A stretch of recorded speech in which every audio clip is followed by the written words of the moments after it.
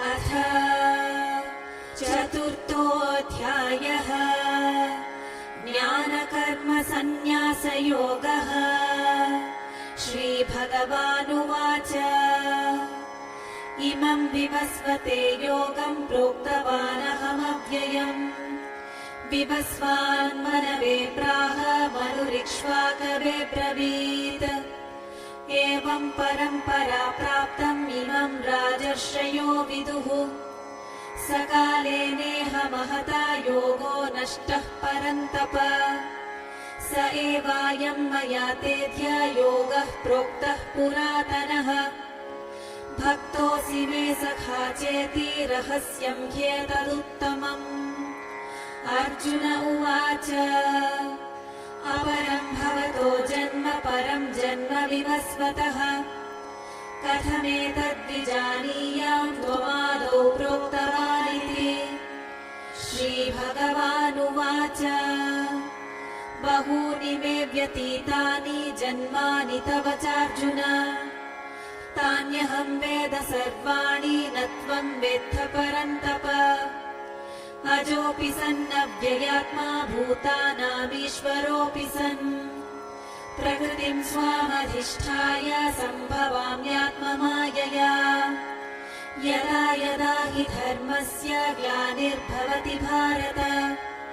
अभ्युत्थानमधर्मस्य तदात्मानं सृजाम्यहम्। परित्राणाय साधूनां विनाशाय च दुष्कृताम्। धर्म संस्थापनार्थाय सम्भवामि युगे युगे। जन्म कर्म च मे दिव्यम् एवं यो वेत्ति तत्त्वतः। त्यक्त्वा देहं पुनर्जन्म नैति मामेति सोऽर्जुन। वीतरागभयक्रोधा मन्मया मामुपाश्रिताः। बहवो ज्ञानतपसा पूता मद्भावमागताः। ये यथा मां प्रपद्यन्ते तांस्तथैव भजाम्यहम्। मम वर्त्मानुवर्तन्ते मनुष्याः पार्थ सर्वशः। काङ्क्षन्तः कर्मणां सिद्धिं यजन्त इह देवताः। क्षिप्रं हि मानुषे लोके सिद्धिर्भवति कर्मजा। चातुर्वर्ण्यं मया सृष्टं गुणकर्म विभागशः।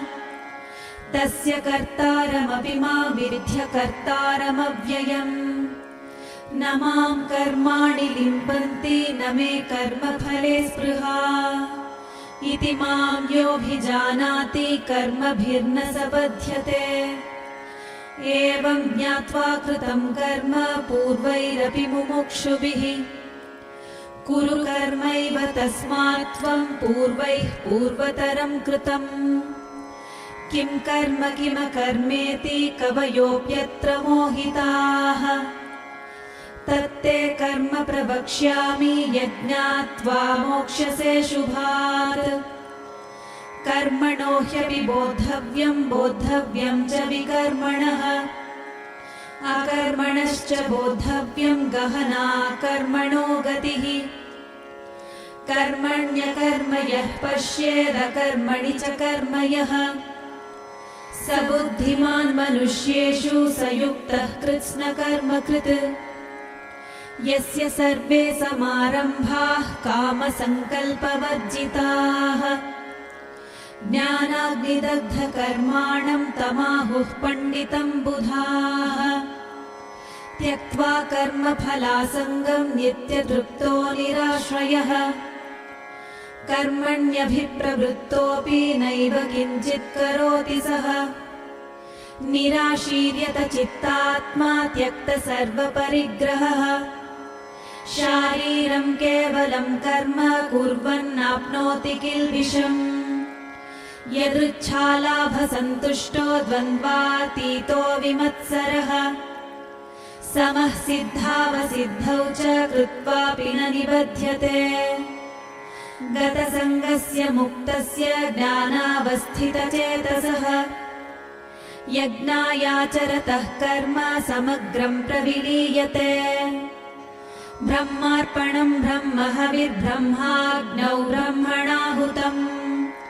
ब्रह्मैव तेन गन्तव्यं ब्रह्मकर्म समाधिना दैवमेवापरे यज्ञं योगिनः पर्युपासते ब्रह्माज्ञावपरे यज्ञं यज्ञेनैवोपजुह्वति श्रोत्रादीनिन्द्रियाण्यन्ये संयमाग्निषु जुह्वति शब्दादीन् विषयानन्य इन्द्रियाग्निषु जुह्वति सर्वाणीन्द्रियकर्माणि प्राणकर्माणि चापरे आत्मसंयमयोगाग्नौ जुह्वति ज्ञानदीपिते द्रव्ययज्ञास्तपो यज्ञा योगयज्ञास्तथा परे स्वाध्यायज्ञानयज्ञाश्च यतयः संश्रितव्रताः अपाने जुह्वति प्राणं प्राणोपानं तथा परे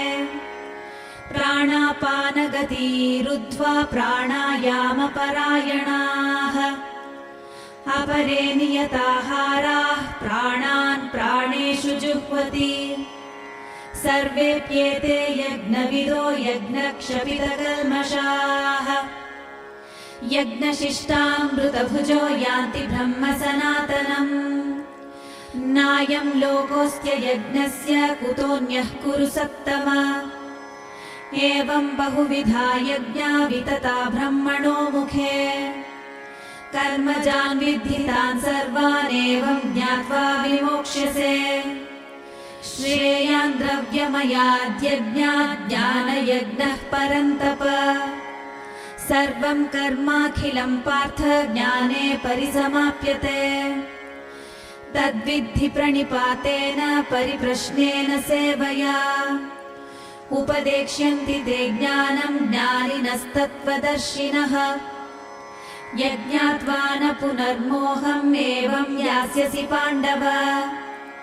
येन भूतान्यशेषाणि द्रक्ष्यस्यात्मन्यथा मयि अपि चेदसि पापेभ्यः सर्वेभ्यः पापकृत्तमः सर्वं ज्ञानप्लवेनैव वृजिनं सन्तरिष्यसि यथैधांसि समिद्धोऽग्निर्भस्मसात् कुरुतेऽर्जुन ज्ञानाग्निः सर्वकर्माणि भस्मसात् कुरुते तथा न हि ज्ञानेन सदृशं पवित्रमिह विद्यते तत्स्वयं योगसंसिद्धः कालेनात्मनि विन्दति श्रद्धावान् लभते ज्ञानं तत्परः संयतेन्द्रियः ज्ञानं लब्ध्वा परां शान्तिमचिरेणाधिगच्छति अज्ञश्चाश्रद्धधानश्च संशयात्मा विनश्यति नायं लोकोऽस्ति न परो न सुखं संशयात्मनः